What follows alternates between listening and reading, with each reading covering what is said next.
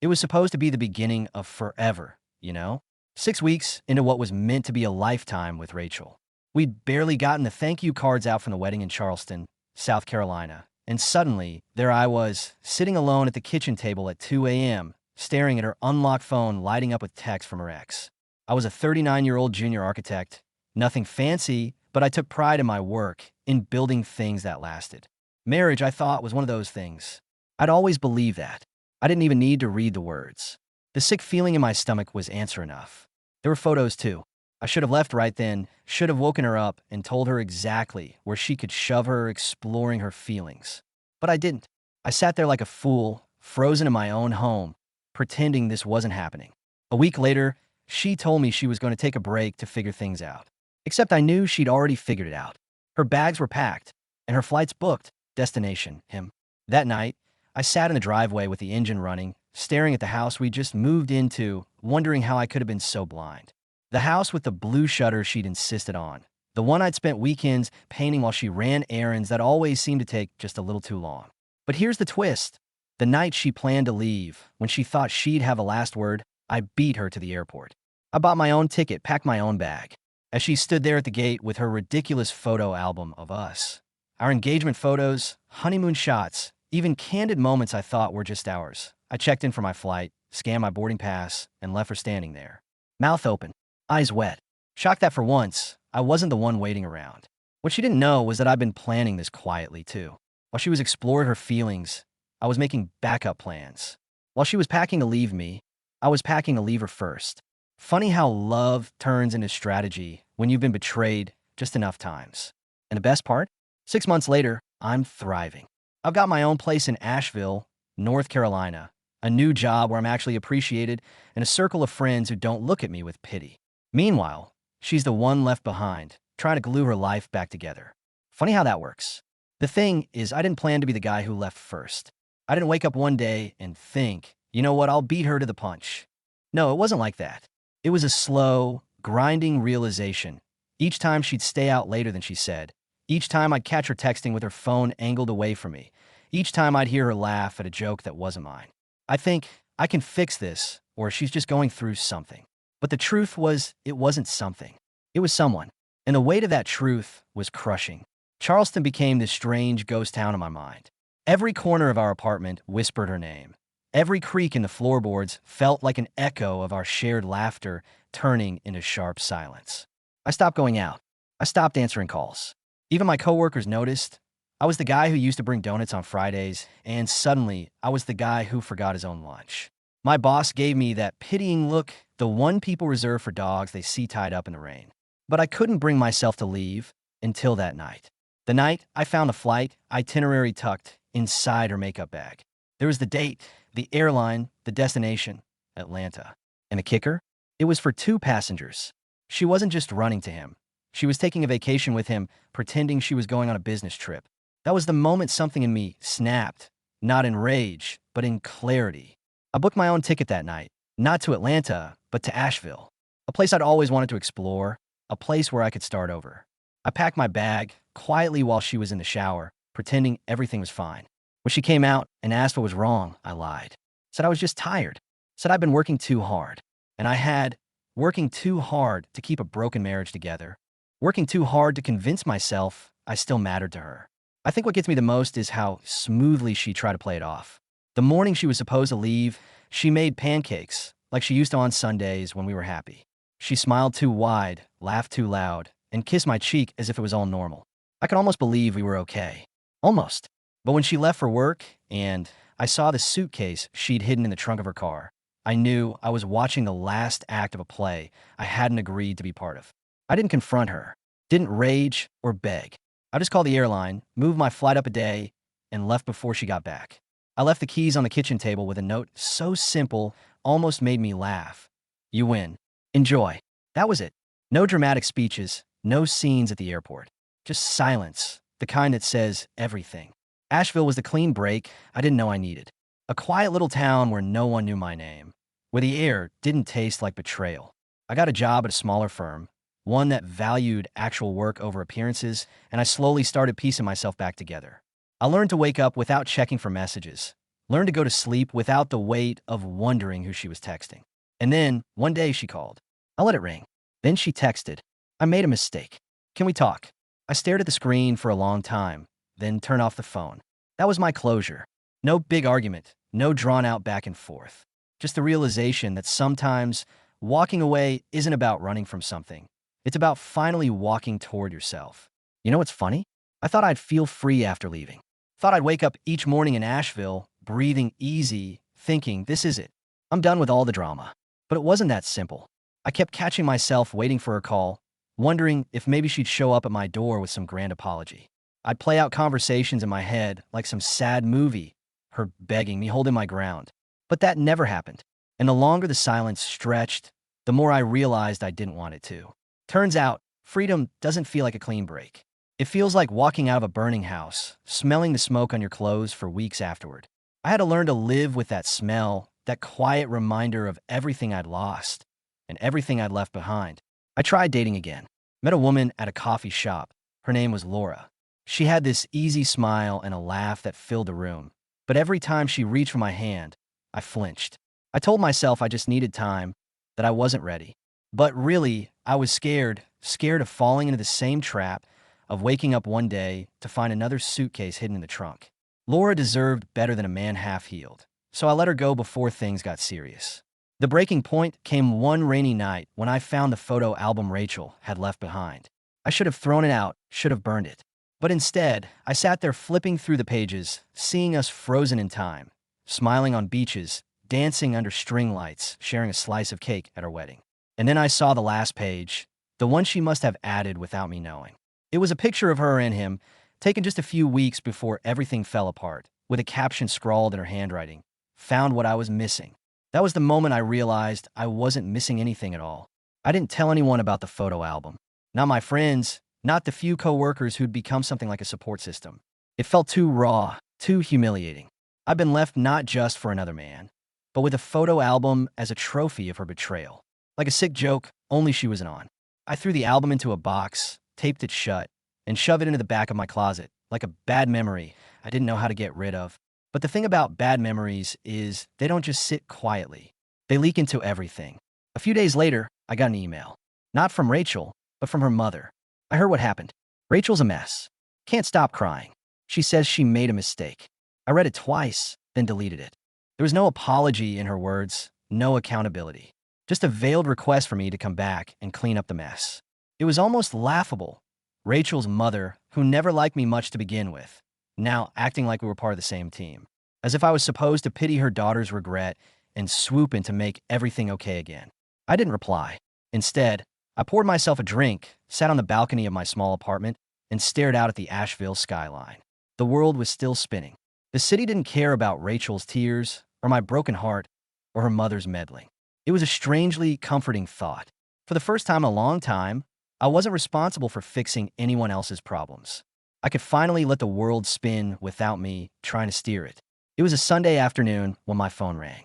I almost didn't pick up. I've been trying to create some kind of peace, some semblance of a routine. But the number was local, Asheville area code, and for a second I thought maybe it was a work call or a delivery. I answered, and there was silence on the line. Then her voice, Rachel's. Cheki, tentative. She said she was in town, that she wanted to talk, that she'd driven all the way from Charleston, hoping I'd agree to see her. I should have said no. I should have hung up. But some perverse curiosity made me agree. I told her to meet me at a small diner just outside downtown. Neutral ground. No chance of her showing up at my door or trying to pull me back in. I arrived early, sat in a booth by the window, and waited. When she walked in, I barely recognized her. She looked thinner, her hair pulled back in a way she used to when we were in college. She slid into the booth across from me, her hands trembling. She didn't order anything, just sat there, twisting a napkin in her lap, staring at me like I was supposed to rescue her from something she'd built with her own hands. She talked about how lonely she was, how the man she'd left me for wasn't who she thought he was, how he made promises he didn't keep, how she realized, too late, what she'd thrown away. I listened, expressionless, feeling a strange mixture of pity and detachment. It was like watching someone try to piece together a vase they'd shattered, without ever acknowledging they were the one who broke it. She asked me if I could forgive her. Not directly, of course. It was more like she was circling the idea, dropping hints about how people make mistakes, how love is complicated, how sometimes we hurt the ones we care about most. She said all the things people say when they want to be absolved without asking for it outright. I didn't say a word.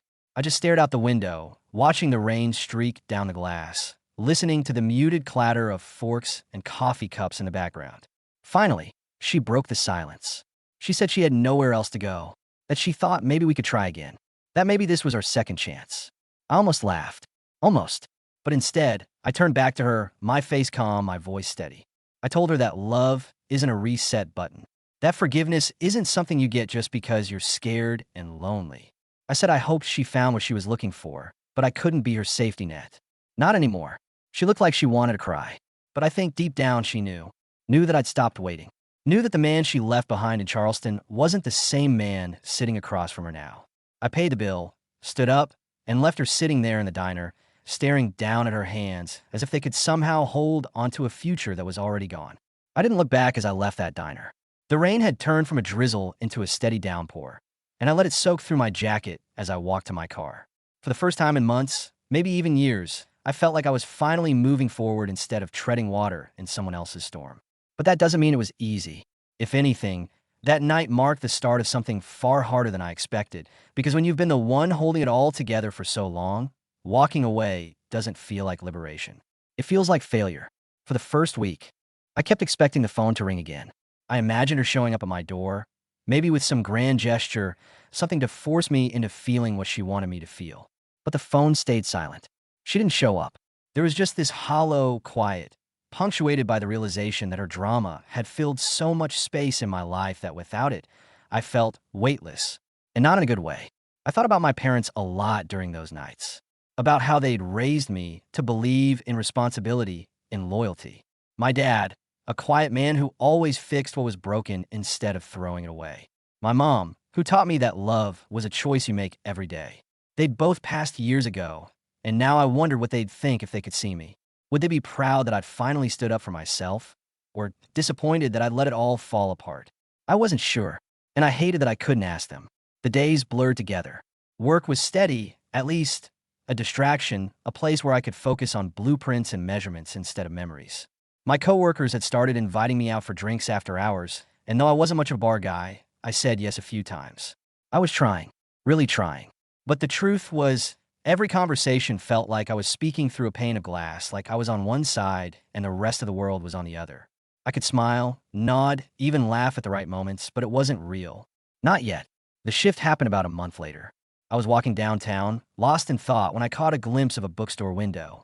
There was a display of travel journals, blank pages waiting to be filled. On impulse, I went inside and bought one. That night, sitting at my kitchen table with a pen in hand, I opened to the first page and wrote, "This is not for anyone else. This is not a letter to her. This is not an apology or an explanation. This is mine." I filled page after page with everything I'd been holding back. Anger, grief, regret, even hope. I wrote until my hand cramped and my eyes blurred. And when I finally stopped, I realized that I'd written something I couldn't say out loud. I wasn't just walking away from her. I was walking away from the version of myself that let her take up so much space in my life. I was done being the man who made himself small so someone else could feel big. That was the real shift. Not the leaving, not the silence, but the understanding that I wasn't missing a piece of myself. I was finding it. It was almost funny how, after all the waiting and wondering, the call never came. Not from her. Not from anyone connected to her. Just silence, thick as a blanket, wrapping around my life. I started to realize that what I thought was waiting for her was actually just me waiting to feel something other than the hollow ache of her absence. But the truth was, her absence wasn't the problem. It was my own reluctance to fill that empty space with something, anything that wasn't tied to her. So I started walking more. Asheville has these winding trails that cut through the mountains, and I found myself on them most evenings. I didn't have a plan, didn't have a destination. I just walked. Let the trees absorb the noise in my head. Let the fading light wash over me like a quiet confession. And somewhere along the way, I stopped counting the days since she left. I stopped waiting for the call that would never come. That's when I met a man named Carl at one of those trailside cafes. He was older, maybe late 60s, with a grizzled beard and a smile that didn't quite reach his eyes. He sat at the table next to mine, sipping black coffee and reading a worn paperback. We didn't talk at first, just nodded politely, two strangers sharing the same space. But one evening, he looked over and said, almost like he was reading my mind, "You're carrying something heavy, son. Let go." I didn't reply, just sat there, the words hanging between us. But later, walking back to my apartment, I realized he was right. I've been carrying the weight of her betrayal like a badge, as if keeping it close would remind me of who I was. But all it did was keep me tethered to a story I didn't want to live in anymore. The next day, I cleared out my closet. Not just a photo album, but everything that still smelled like her. Her old sweater she'd left behind, the scented candle she'd liked, even the mug she always used. I packed it all in boxes, taped them shut, and dropped them off at a donation center. I didn't leave a note, didn't look back. It wasn't about revenge. It wasn't even about closure. It was about space. Making room for something new, something unknown, something mine. I realized then that I'd spent so much of my life trying to be the steady one, the fixer, the one who held it all together. But maybe it was time to let the pieces fall where they would and trust that I could build something new from the rubble.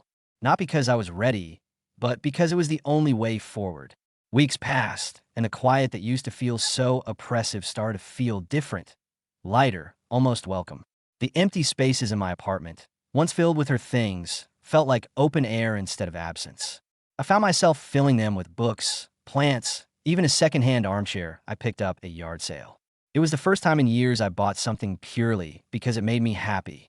I started spending more time in the company of people who didn't know my history, who weren't waiting for me to be the guy who got left. There was a sense of anonymity in Asheville that was both humbling and freeing. No one cared about my past. They only saw the man standing in front of them now. One afternoon, while browsing a local gallery, I overheard two women discussing a painting. Abstract, chaotic, splashes of color with no clear form. One of them said, "I just don't get it. It's messy."